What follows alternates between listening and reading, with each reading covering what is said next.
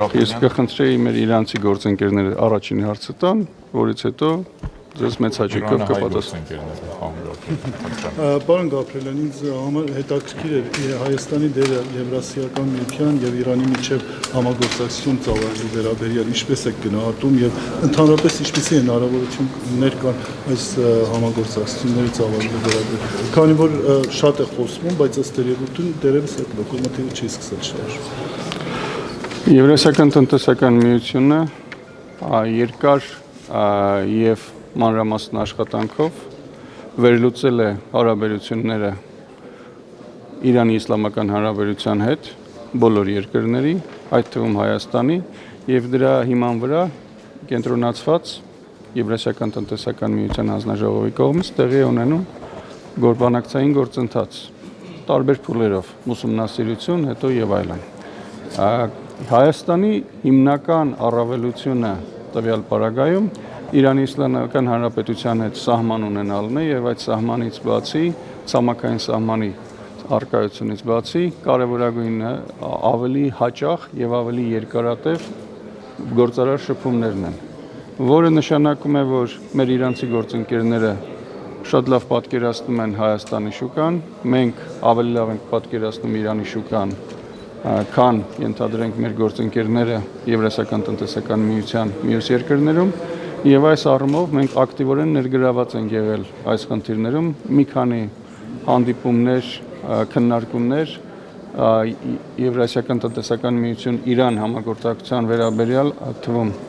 ազատ առևտրի համաձայնագրի կնքման վերաբերյալ տեղի ունեցել Հայաստանում, որին ակտիվորեն ներգրաված են եղել Հայաստանի մասնագետները եւ շարունակում են ներգրաված լինել։ Բայց քանի որ դա ընդհանուր բանակցային process է, բնականաբար դա ուղղորդվում է Եվրասիական տնտեսական միության հանձնաժողովի կողմից։ Այսօր եւ կոլեգիայի անդամ Նիկիշինան, որ այստեղ է, նա է գլխավորում այդ գործընթացները, նա եւս առաջին անգամ չէ որ գալիս է Հայաստան եւ այս անգամ եւս ինձ թվում է նաեւ այդ հարցերի վերաբերյալ քննարկումներ կունենա Հայաստանի գործընկերների հետ, ինչպես նաեւ հուսով եմ, որ իրանցի գործարարների եւ Իրանի Իսլամական Հանրապետության դեսպանատան աշխատակիցների հետ, որոնք ներկա են մեր ֆորումին։ Պարոն Գաբրելյան, օրեր առաջ նորանշանակ վարչապետ Կարեն Կարապետյանը ԱԺ-ամբիոնից ասաց, որ Հայաստանի տնտեսությունը չափազանց ծանր վիճակում է։ Ինչպես է, իրոք այդպես է։ Եթե թույլ կտաք մի ավելում անել, մենք բոլորս հիշում ենք, որ տարիների վեր այդ թվում Հովիկ Աբրահամյանի կառավարությունը խոսում էր հաջողություններից, այդ թվում իր հրաժեշտի խոսքում նույնպես պարոն Աբրահամյանը հաջողություններից խոսեց եւ հանրության համար անակնկալ կերպով պարոն Գաբրելյան պարզվեց մենք չափազանց ծանր վիճակում գտնվող տնտեսություն ունենք, ինչ կարող եք ասել այս կապակցությամբ։ Կարծում եմ, որ թեզը ավելի մանրամասն կբացվի, իմ տրամաբանությամբ պարոն Կարապետյանը շեշտեց, որ նախկին զարգացման ռեսուրսը սպառված է եւ անհրաժեշտ են նոր մոտեցումներ, նոր ռեսուրսներ հետագա աճի ապահովման համար։ Խոսքը չի վերաբերում, որ տնտեսական աճ չի եղել, խոսքը չի վերաբերում, որ թվերն իրական չեն։ Խոսքը վերաբերում է զարգացմանային տնտեսական մոդելին, որը առկա էր եւ հարկ է նոր մոտեցում, որը կշարադրվի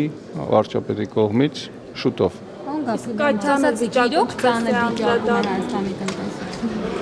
Ծանր վիճակի գնա ես դրա համար եւս մեկ անգամ կրկնեմ զարգացման հեռանկարների տեսակետից եթե մենք անդրադառնում ենք այն ռեսուրսին, որը կա զարգացման համար, ապա վիճակը ծանր է։ Իսկ դա ոնց անդրադառնում այլ երկրների հետ հարաբերությունների, մասնավորապես ներդրումների հարցը։ Ներդրումների հարցում Հայաստանի ծանր վիճակը ներդրումների հարցում որևէ վատ կերպ չի արտացոլվում, որովհետև պարոն Կարապետյանի միտքը նրանում էր, որ անհրաժեշտ է շատ ավելի մեծ քանակությամբ ներդրումներ, ավելի մեծ բացվածություն եւ ներդրումների ներգրավում։ Եվ չեմ կարծում, որ այստեղ կա հակասություն այդ տեսակետից, որովհետև խոսքը եթե կարելի է վերջացնել։ Խոսքը վերաբերում է զարգացման մոդելի եւ առկա զարգացման մոդելի եւ նոր զարգացման մոդելի տրամաբանությամբ, սա իմ ընկալումներ։ Պարոն Գաբրիելյան, եթե կարելի է տեսեք, Հայաստանում քաղաքական, տնտեսական հիմնական խաղացողները նույնն են։ Բազմիցս մենք լսել ենք գնահատականներ, որ Հայաստանի տնտեսությունը բաժանված եւ փակված է օլիգարխների միջև, եւ ինչ պետք է փոխվի, որպեսզի նոր զարգացման ռեսուրսները, այդ թվում կառավարությունը հայթայթի, որպեսզի մենք կարողանանք զարգանալ։ Դուք մտադիր եք, նկատի ունեմ կառավարությունը անձամբ, ցես չէ միայն, սահմանափակել օլիգարխների իշխանությունը, բացել շուկաները, որպեսզի բոլորը կարողանան հավասար պայմաններում աշխատել։ Կարծում եմ, երբ որ օրենքով սահմանված ժամկետում նոր կառավարությունը կներկայացնի ծրագիր, նոր կառավարության ծրագրում այդ հարցերին կլինի պատասխան։ Դուք ծանոթ եք նոր ծրագրի։ Ես հնարավոր եմ համարում նոր կառավարությունում լինել։ Կառավարության ծրագիրը կլինի այն ժամանակ, երբ որ կլինի։ Զրուցել եք վարչապետի հետ։ Բնականաբար զրուցել եմ վարչապետի հետ, վարչապետի մոտ քննարկումներ են իրականացվում եւ օրենքով կա սահմանված ժամանակ թե կառավարության կազմելու եւ թե դրանից հետո 20 օրվա ընթացքում արդեն ծրագիր ներկայացնելու ազգային ժողով։ Կարծում եմ, որ ժամանակի ընթացքում թե նոր կառավարության կազմը ձեզ համար ամբողջովին պարզ կլինի, թե նոր կառավարության ներկայացրած մոտեցումները եւ պարտադիր չէ, որ դրանք լինեն ժխտողական անցած արձանագրված փաստերի հետ։ Խոսքը վերաբերվում է զարգացման հեռանկարի եւ մոտեցումների մասին եւ նախկին մոտեցումների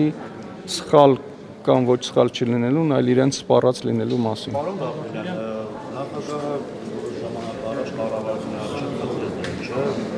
7% մինչև 17-ին էլ ներառյալ։ Այդ ժամկետը չի սպառվել, բայց հիմա նոր կառավարության առջև իմ պահանջները մնում են, թե փոխվելու են, հաշվի առնելով տնտեսական ոլորտում, ճիշտ ծանր վիճակում։ Ներողություն։